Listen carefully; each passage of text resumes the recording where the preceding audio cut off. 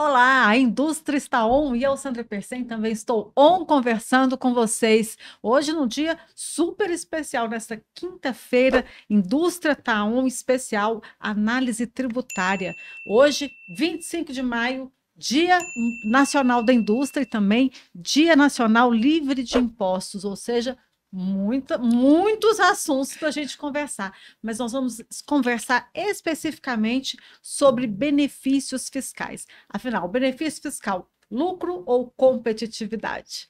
Sobre esse assunto, nós vamos conversar com duas convidadas muito especiais, recebendo pela primeira vez aqui no nosso Indústria Tá On Análise Tributária, a doutora Marília Vecchi, advogada tributarista. Olá, doutora Marília, muito prazer em recebê-la. O prazer é meu. Eu tenho uma estima muito grande pela FIEG, não é? Estou tendo o prazer de conhecer você pessoalmente, encantadora e competente. Obrigada, e eu faço as palavras da FIEG. Muito prazer em recebê-la, senhora mãe da nossa Andréia Vecchi, nossa amiga, minha coprodutora, porque a Andréia aqui, ela me ajuda muito para fazer o programa. E também a doutora Fernanda Terra, advogada tributarista, já mais frequente aqui no nosso Indústria Tal Análise Tributária. Tudo bem, doutora? Tudo bom, Sandra? Tudo bom, doutora Marília? É um prazer estar aqui, sempre à disposição da Casa da Indústria, num dia tão significativo como esse, Dia da Indústria e Dia Livre de Impostos. Isso tem uma relevância aí, nem Freud explica. Dia livre de impostos, que na verdade é um protesto, muito mais Sim, um protesto do que uma data comemorativa, né? sim. Mas a gente fala sobre tudo isso daqui a pouquinho, é só rodar a vinheta.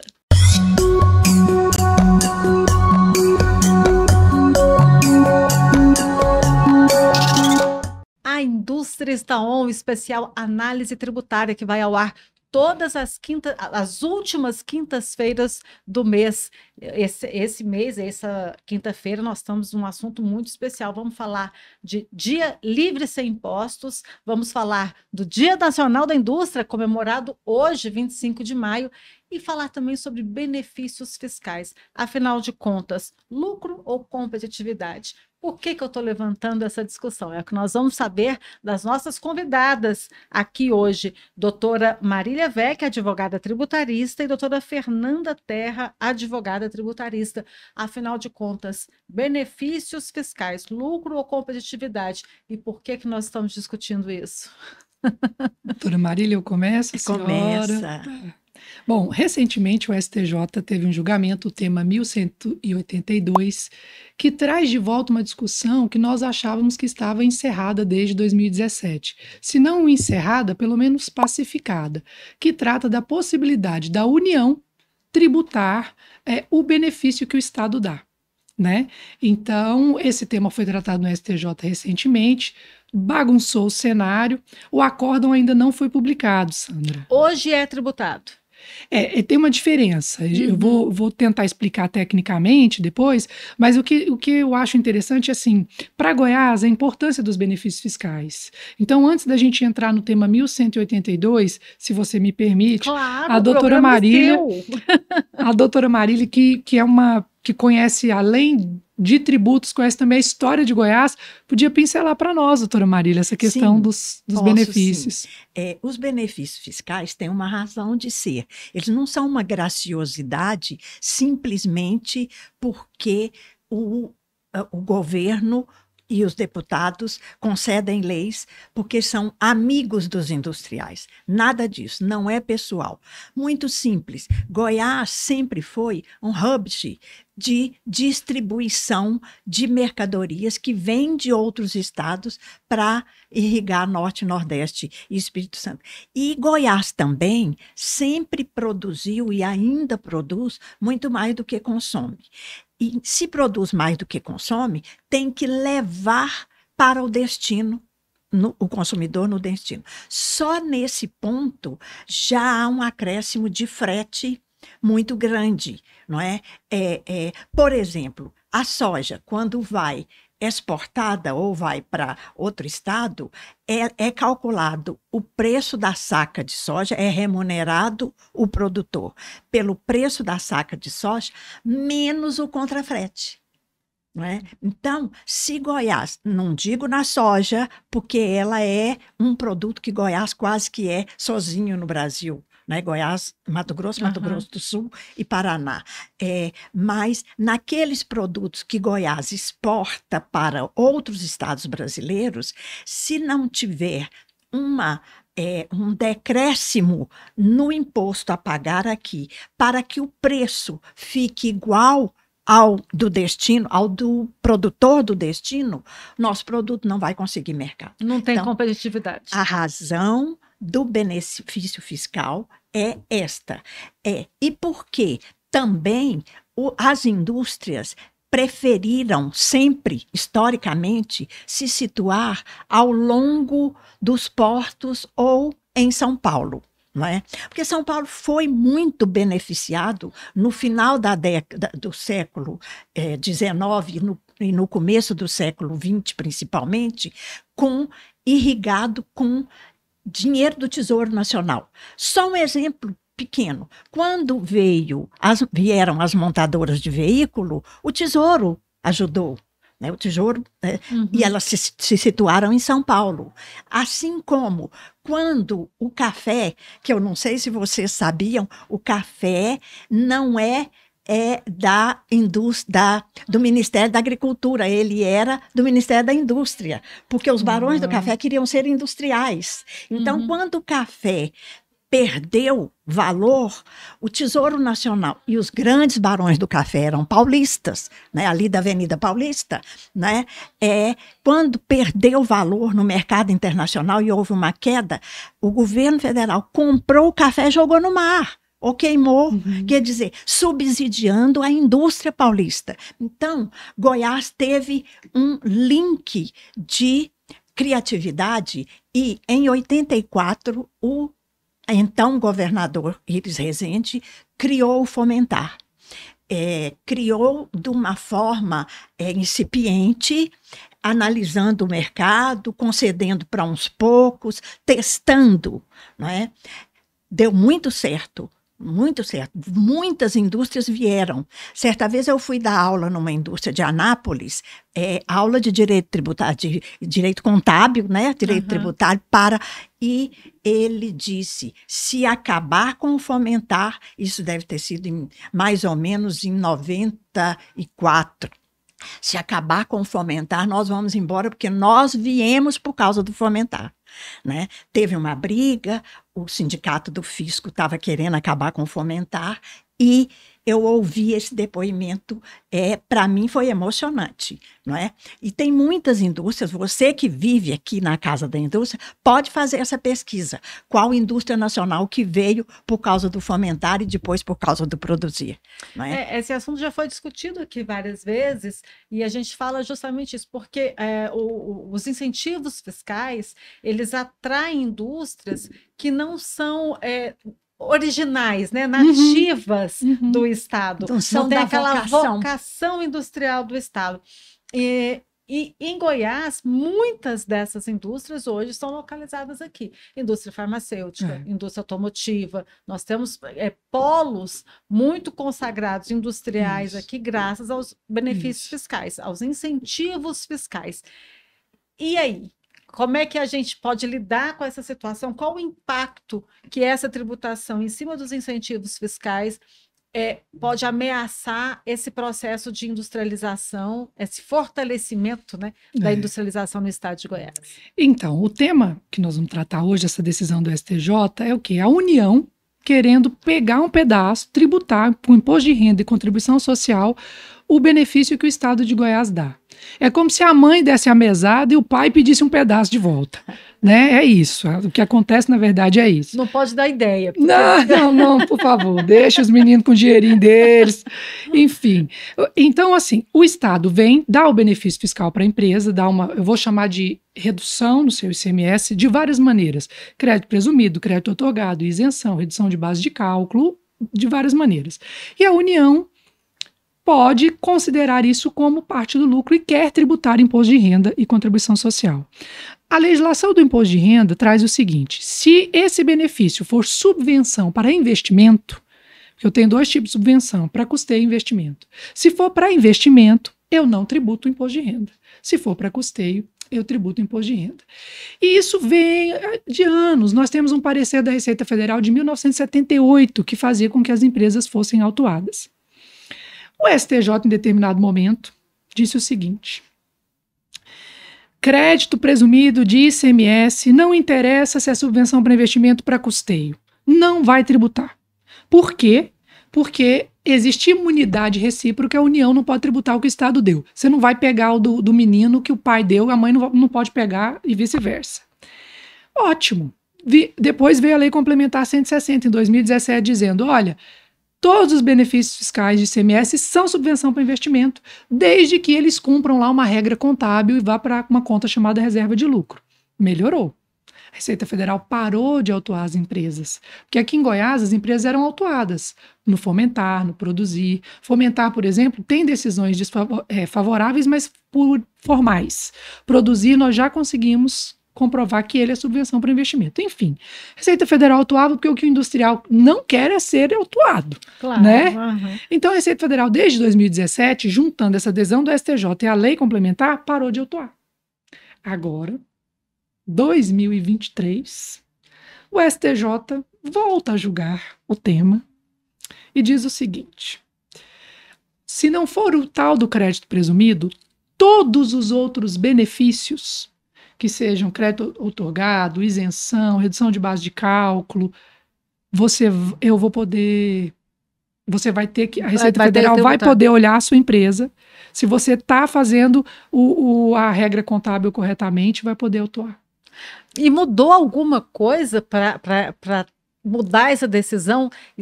Teve alguma coisa nesse espaço de tempo aí que provocasse essa alteração? Eleições. Não, tem um fio condutor, doutora Fernanda, condutor, verdade, que é: leia as declarações do ministro Haddad, que elas são informadas pelos técnicos da Receita, que há muito tempo vêm se sentindo lesados, sentindo a Receita Federal lesada por causa de não poder tributar isso que eles acham que é lucro. Não é lucro, porque o empresário é obrigado a usar o saldo negativo, o saldo que foi abatido do imposto, do ICMS, ele é obrigado a usar na expansão ou na construção da indústria, em benefício da própria indústria, que é geração de emprego, geração. Isso, no investimento, não no custeio, né? Então, e o Haddad tem falado, nós vamos descobrir a caixa preta, abrir a caixa preta dos benefícios. Começou a soltar a lista, não é? Ontem. E ir atrás do imposto, do ICMS, que foi dispensado pelos estados e que nós vamos tributar pelo imposto de renda, porque ele ganhou um lucro, né? O estado dispensou, mal sabendo que todos os benefícios concedidos pelo Fomentar, pelo Produzir e pelo ProGoiás, tem uma vinculação com um compromisso de investimento daquele valor dispensado, investir na expansão da indústria e na aquisição de mão de obras, não é? Ou de equipamentos dentro do Estado, ou de insumos dentro do Estado. Tem umas condicionantes sérias. Então, a doutora Fernanda já me confidenciou algumas análises que eu acho fabulosas, não é? O susto com com essa decisão do dia 26 de abril é maior por parte dos contribuintes e até de alguns advogados, do que, na verdade, ele deve ser. Vamos esperar sair o acórdão, mas ela vai dizer, a gente entende, o escritório entende que não é uma coisa tão perversa como o primeiro susto que a gente teve, não é, doutora Fernanda? Porque, Sandra, olha o que aconteceu. Como a gente está repetindo aqui, o acórdão não saiu. Então, é só após a publicação do acórdão que essa decisão tem validade jurídica. Mas no dia seguinte que a decisão aconteceu, a Receita Federal começou a mandar para os contribuintes, inclusive os industriais goianos estão recebendo uma carta da Receita Federal chamando para autorregularização. Então, isso causa um incômodo muito grande. E nesse sentido, nós queríamos até aproveitar para dizer para o industrial: olha, acalme-se. Procure o seu contador, o seu consultor jurídico, veja como a sua indústria está. Esqueci a palavra. Escriturando o seu benefício fiscal. No que diz respeito ao macro benefício, fomentar, produzir e Progoiás, ele é tratado de um jeito. Os demais benefícios que existem na legislação são tratados de outra forma, mas assim, não se apavorem com essa chamada da Receita Federal. Sentem-se com seus contadores, com seus consultores jurídicos. Olhem para dentro da sua empresa como isso tem sido tratado. A questão, nós temos amparo legal para que isso não seja uma devassa da Receita Federal, cobrando imposto de renda e contribuição social sobre os benefícios fiscais. Tá? É isso que tem sido dito, é esse que tem se mostrado o cenário, mas isso não pode ser dessa forma. A gente alerta, a gente pede essa calma para os empresários industriais, mas também não há muito como culpá-los, né? Porque ultimamente a gente vive num momento de insegurança jurídica tão forte, é uma oscilação de decisões, de entendimentos, de julgamentos, que esse apavoramento do empresário ele é totalmente compreensível, né, doutora Fernanda, doutora Marília? Sandra, sem dúvida.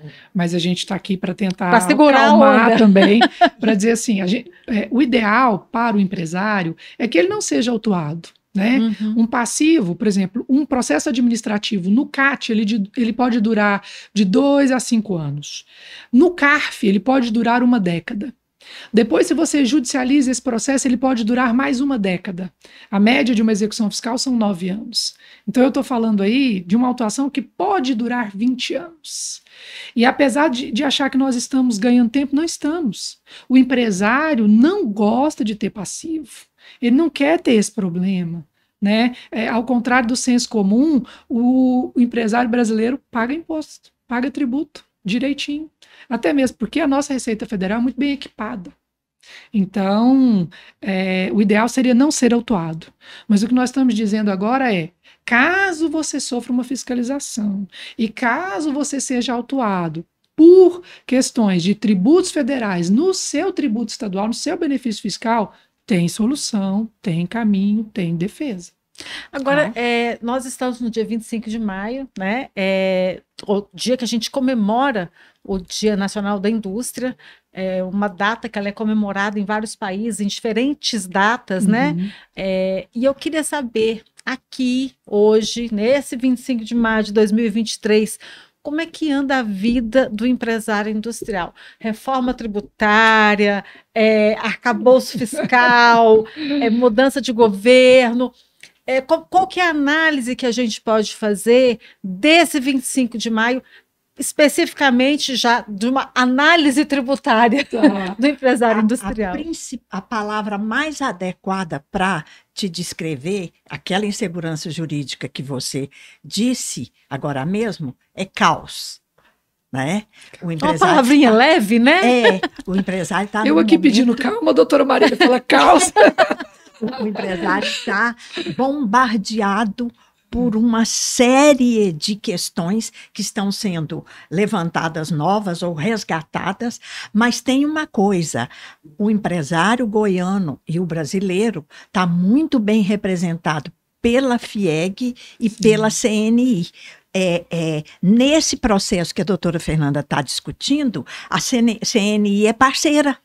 Não é? Ela é um dos amigos cures que consta da lista de interlocutores que interpuseram essa ação junto com uma indústria de São Paulo. Não é? Então, o empresário, a FIEG e a CNI estão de parabéns pelo Dia da Indústria, não é? E pela presença constante e segura em defesa dos seus afiliados. E é sempre bom, né, essa voz que representa todos os empresários industriais, porque isoladamente é muito difícil se fazer ouvir, né? Sim. E quando você entra numa causa comum, a causa que afeta todos os empresários, você se associa a pessoas na mesma situação, que têm as mesmas dificuldades, as mesmas pretensões de tornar o Estado mais forte, de tornar o país industrialmente mais forte, você ganha força, você se torna grande também, né? Sem dúvida. A representação da federação é importantíssima, né? Porque lá no escritório nós temos orgulho alheio das indústrias para quem trabalhamos. As indústrias goianas são fantásticas. A gente trabalha com leite, frango, café, carne, álcool, soja. O que mais, gente? Temos uma indústria, um cliente, varejo. Medicamentos. E temos uma Já teve automóveis. Indústria farmacêutica. Então, assim, o industrial goiano ele é ótimo. Então, nós temos orgulho alheio dos nossos clientes. Mas nós também temos úlceras alheias, né? Porque o cenário tributário, se não fosse uma federação como a FIEG, a CNI trabalhando, esses atores, o contribuinte seria totalmente esmagado, né? A frase, eu não sei se é Montesquieu, de quem aquele que tem poder tende a dele abusar. O Estado é muito potente, né? O Estado ele pode fazer uma lei inconstitucional, o judiciário demora a julgar. Não são amadores. Não são amadores. Nem os do Estado, nem os da União, os fiscais. Isso. Então, esse coletivo que a federação faz, que a CNI faz, é muito importante. O que a gente precisa, em termos da reforma tributária, é adequar os interesses de Goiás com os interesses nacional, né? Porque que o governador está se posicionando bem, não é, doutora Fernanda? Bem. O governador tem entendido as armadilhas que tem dentro dessas PECs, né? Proposta de emenda constitucional, a 110, a 140, a 45, e até a 46 tem uma pequena armadilha lá nela, e o governador de Goiás tem entendido e está servindo de paladino. Eu fiquei maravilhada com as últimas posições que ele tem tomado acerca da reforma que está se pretendendo. Que coisa boa, né? Porque a grande pretensão de todos é o que eu falei há pouco, que o Estado seja mais forte. E a indústria pode contribuir muito para isso, né? E tem contribuído muito para isso. Hoje perde para o setor de serviços, mas é o segundo setor que mais fomenta, que gera emprego, que contribui. Tecnologia, né? Tecnologia, pesquisa, inovação, desenvolvimento, enfim, vou ficar falando aqui eternamente, mas nesse dia da indústria. Uma última pergunta que eu queria falar para vocês é em relação a essa insegurança jurídica. A doutora Fernanda falou agora há pouco da importância de estar bem assessorado, né? Dos empresários estarem bem assessorados, até para manterem a calma, né? Sim. Porque às vezes o que chega, uma notificação, uma autuação, que pega o empresário desprevenido e ele acaba tendo um caos maior do que o necessário, né, doutora Marília? Mas de que forma esse empresário pode estar bem assessorado dentro das condições dele também, né? Olha, eu não posso fazer propaganda de mim, Sandra, mas assim... Pode, aqui pode. Não, eu acho que é mesmo buscar um corpo técnico, né? A legislação tributária nacional não é para amadores, ela não é brincadeira. Nós temos muito litígio tributário, você precisa mesmo estar amparado. Mesmo o pequeno, buscar uma contabilidade, né? Começa ali do seu contador, da sua contabilidade, uma boa contabilidade, e aí você vai expandindo isso para a sua área fiscal, para a sua área jurídica. Tem muitos bons profissionais em Goiás, né? Na área de gestão, né? Também, controle efetivo sim. na área de gestão. E olha, é importante isso que você falou de gestão, porque nós temos casos lá no escritório, e quando eu falo que o contribuinte brasileiro ele não é sonegador, porque nós vivenciamos isso há 25 anos. Tem muita autuação de um errinho assim, de alguma coisa que ficou ali esquecida, sabe? Não é proposital, sabe? Então é o gestor... É porque é muita coisa mesmo. É muita coisa. É o gestor que tem uma visão total, né? Uma visão geral do seu negócio, sonda ali sua contabilidade, seu departamento fiscal, alinhe seu jurídico, procure bons advogados, esteja informado, por exemplo, com o trabalho que a FIEG tem feito com a análise tributária, com o jornal, né, com todos os dados. A gente está sempre tentando manter o empresário informado, não é isso, Sandra? O seu papel aqui tem sido esse, né? É isso, a gente traz o assunto, né? Nossa equipe, a equipe de vocês, que faz essa análise tributária, nós estamos sempre dispostos a trazer os assuntos que são pertinentes e necessários para o bom dia a dia da indústria, né? Eu acho que isso é fundamental. Que bom que a gente pode contar com esse apoio de vocês. Sim. Eu quero agradecer, então, a presença da doutora Marília Weck, advogada tributarista, professora de Direito Tributário, auditora fiscal dos tributos estaduais, aposentada. Aposentada, mas está aí, né? Conosco. Inteiríssima. Muito obrigada pela presença. Eu quis sair mais cedo do fisco para conhecer o mundo cá fora. Eu entrei muito cedo, aí eu pedi aposentadoria. É bom que conhece os dois lados, né? Isso. Muito obrigada pela presença. Volte sempre, sempre bem-vinda. E parabéns pelo trabalho, por essa apresentação.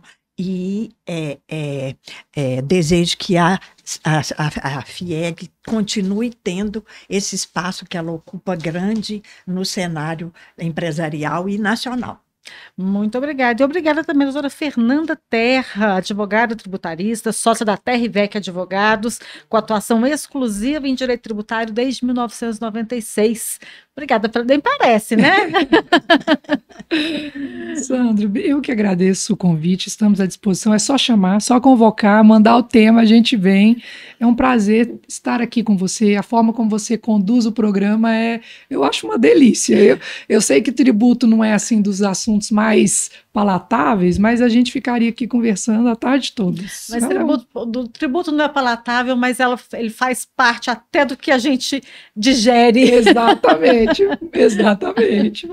Obrigada, doutora Fernanda, e obrigada a você pela essa participação, por nos acompanhar nesse Dia Nacional da Indústria, 25 de maio, nesse Dia Nacional Livre de Impostos, também, que foi celebrado, né? Marcado hoje, porque o Dia Livre de Impostos nem é para ser comemorado. Não. Mas obrigada pela sua audiência, e a gente se vê com esse programa de análise tributária na última quinta-feira do próximo mês, sempre com assuntos relevantes para você. Fique ligado.